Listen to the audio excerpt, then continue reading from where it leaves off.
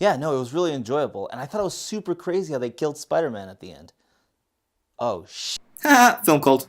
Tobey Maguire, why do you ruin everything that you touch? The Amazing Spider-Man 2 was pretty amazing, not just because Emma Stone is hot. Andrew Garfield's pretty good looking too. I would try to summarize what the plot of this movie is, except it suffers from the Game of Thrones complex, where it has way too many story arcs. You got the Peter Parker parents mystery arc, which the only thing you learn from there is Oscorp is evil, which we already knew. You've got the Electro arc, you've got the Harry Osborn arc, which, spoiler alert, he's the Green Goblin. And then you've got the Gwen Stacy and Peter Parker story where they're in and out of love, which is the main thrust of the entire movie. The biggest fault of this movie was the writing, but we really can't critique it too much because our scripts aren't very much better. However, we really enjoyed this movie because of everything else. The acting, the action, the music, the directing, everything else was really fun.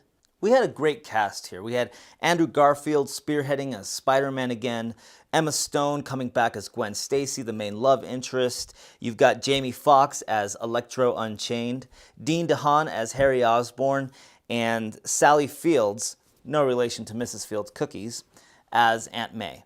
Even the much smaller roles were really good actors. You had Chris Cooper, who plays Norman Osborn, and you have Paul Giamatti playing the Rhino, which is weird that they bill the Rhino as one of the main villains on all the posters and the commercials. That's like saying that the Scarecrow is one of the main villains in A Dark Knight Rises.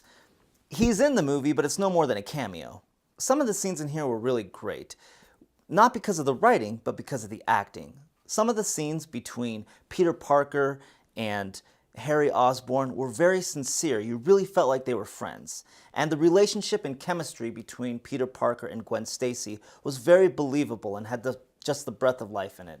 Mark Webb, the director, hasn't done a whole lot of films, but he chooses quality over quantity, and what he has given us has been hallmarks of great movies.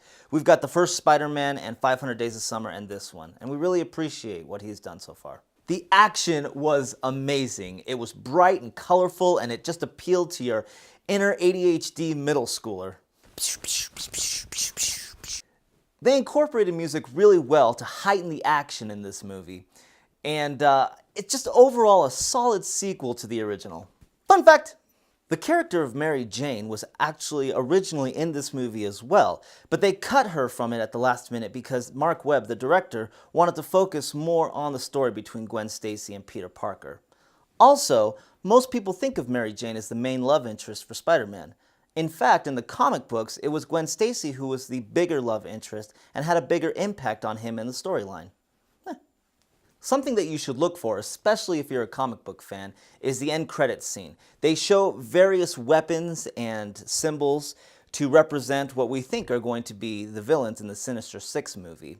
You've got, and this is who we think, Kraven the Hunter, obviously the Green Goblin, the Rhino, Dr. Octopus, the Vulture, and Mysterio. We categorize this movie as entertainment. That's what they aimed to do, and that's what they succeeded in. It was weighed down by too many story arcs, but it was made up by everything else. We gave this movie 2 out of 3 stars, but because Emma Stone is so hot, we gave it an extra half star. I am so jealous of Andrew Garfield, not because he's Spider-Man, but because his lips get to touch hers. His lips make contact with her skin.